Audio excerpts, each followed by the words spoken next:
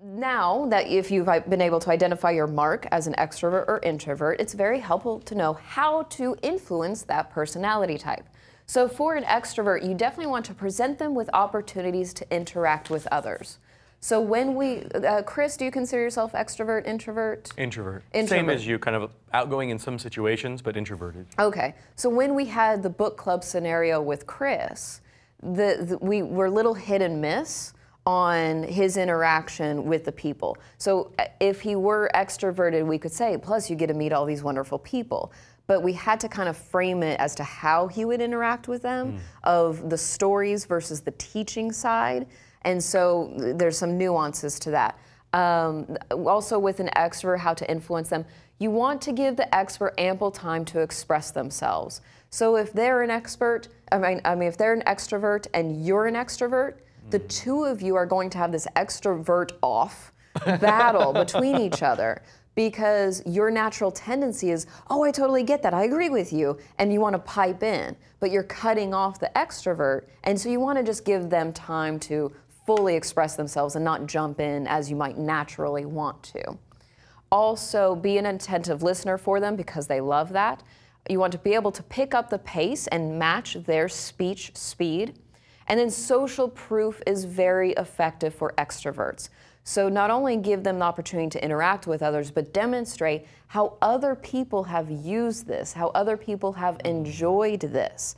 Social proof of what the pack is doing makes the extrovert want to go, well, I want to go do that too. If that's where the pack is going, I'm going to go there. So make sure that you present them with that opportunity. You definitely have to keep your energy on par with theirs, because if your energy is low and theirs is high, then you have this mismatch, and they may read it as you're disengaged, you're not interested, you don't like them, whatever it is. So you have to be able to put yourself in that state of, okay, this is what we're doing now, okay?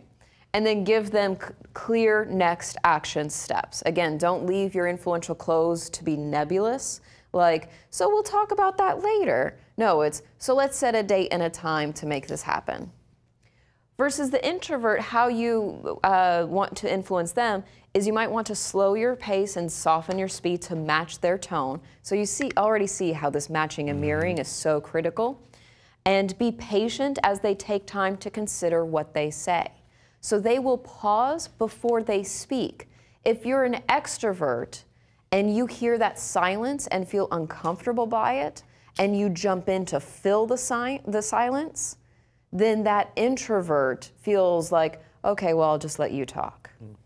And you have cut off your opportunity to gather influential intelligence, because they are shutting down, and letting your extroversion just overtake. So make sure that you give them that time to think things through. Be comfortable with the silence, present them with options to consider. So they may not want the clear, definite path towards what everybody else has done. They may want to take time, like, okay, well, here's 2 or 3 options. Let me think it through and get back to me. Or let me think it through while we're sitting here, rather than a yes or no type of a situation. And then encourage them to share their thoughts. They may not be as giving and forthright as an extrovert might be, who feels very comfortable sharing their experience. So you might have to elicit and directly ask them, so what are your thoughts on that? Does that resonate with you? Are there any holes that I can fill for you in this? Is there anything that you don't understand? You know, how do you see yourself using this? Any of those to elicit them to start to speak.